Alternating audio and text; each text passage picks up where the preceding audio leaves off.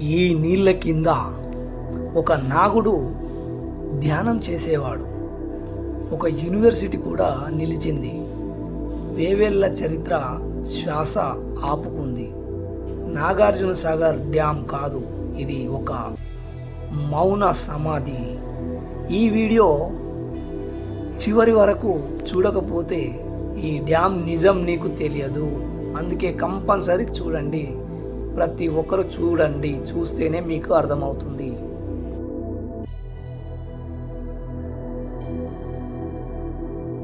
మరి నాగార్జున సాగర్కు ఆ పేరు ఎందుకు వచ్చిందో తెలుసా? నాగార్జున సాగర్ అంటే ఎవరి ఊహ కాదు, అది చరిత్ర.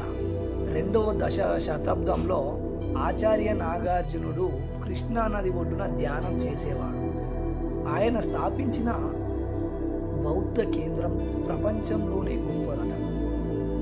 China and Tibet and Sri Lanka నుంచి విద్యార్థులు ఇక్కడికి వచ్చేవారట. అందుకే నాగార్జునుడు ప్లస్ సాగర్ కలిపి నాగార్జున సాగర్గా పేరు వచ్చింది.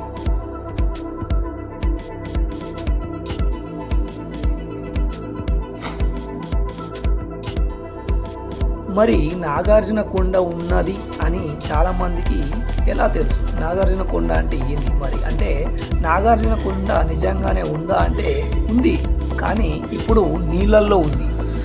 డ్యామ్ కట్టే ముందు బుద్ధ విగ్రహాలు, శాసనాలు, స్తూపాలు త్వరగా తవ్వి బయటకు తీశారు. లేకపోతే ఇవన్నీ శాశ్వతంగా మాయమయ్యేవి. ఇది రక్షించబడిన చరిత్ర కాబట్టి మిగిలింది నీళ్ళల్లోనే ఉంది.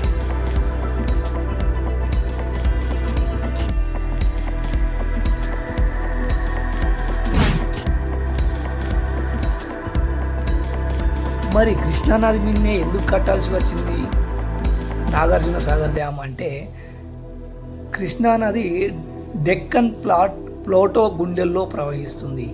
వర్షం వస్తే వరద వస్తే నష్టం ఉంది. రెండు ఉన్నాయి కాబట్టి ఈ నీరు ఉన్న రైతులకు ఉపయోగం లేదు. అందుకే ఈ నీటిని నిల్వ చేయాలనే ఆలోచన వచ్చింది. లక్షల ఎకరాలు పండుతాయి నీటిని నిల్వ చేయడం వల్ల.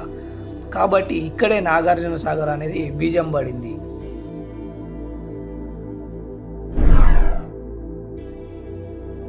మరి బ్రిటిష్ వారు ఎందుకు వచ్చారు అంటే, 1900 సంవత్సరంలో బ్రిటిష్ వారు ఒక సర్వే చేశారు అక్కడ నాగార్జున సాగర్ దగ్గర. ఆ సర్వేలో ఏమని రాశారో తెలుసా? This is the strongest water point in south India అని వాళ్ళు రాశారు. కానీ డ్యామ్ని కట్టలేదు, ఓన్లీ ప్లాన్ మాత్రమే చేశారు. ఎందుకంటే వాళ్ళకు అభివృద్ధి అవసరం లేదన్నమాట. ఓన్లీ వాళ్ళకు ప్లాన్ చేశారు, కానీ అభివృద్ధితో వాళ్ళకు అవసరం లేకుండా వాళ్ళు ప్లాన్ చేయడం జరిగింది. అందుకే అది ఆగిపోయింది చాలా రోజుల వరకు.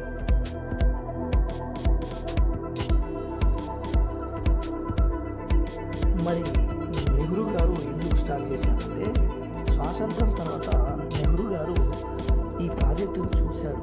ఆయన అన్నమాట ఏంటో తెలుసా? This dams are the temple of modern India అని చెప్పి చెప్పారు. 1950లో ఆయన ప్రారంభించాడు దాన్ని.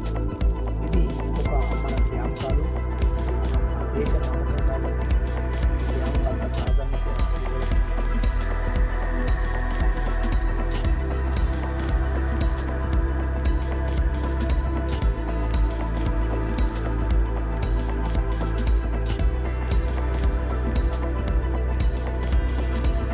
మరి డ్యామ్ సైజ్ ఎంత అనే విషయానికి వస్తే, ఎత్తు 124 మీటర్లు, గేట్లు 26 గేట్లు ఉన్నాయి. ఒక్క గేట్లు తెరిస్తే లక్షల క్యూసెక్కుల నీరు విడుదలవుతుంది. ఈ గేట్లు తెరిచినప్పుడు కృష్ణానది కాదు, ఉగ్ర రూపం దిగుతుంది తెలుసా? అలా ఉంటుంది గేట్లు. భయంగా ఉంటుంది గేట్లు తెరిచినప్పుడు. కానీ ఈ డ్యామ్ కోసం ఊర్లు మాయమయ్యాయట, జీవితాలు కూడా చీలిపోయాయట. మరి ఎంతమంది నష్టపోయారో తెలుసుకుందామా? నీరు మరి ఎవరి కోసమో తెలుసుకుందామా? మరి విద్యుత్ ఎవరి కోసమో తెలుసుకుందామా? అది పార్ట్ 2లో చూద్దాం రండి.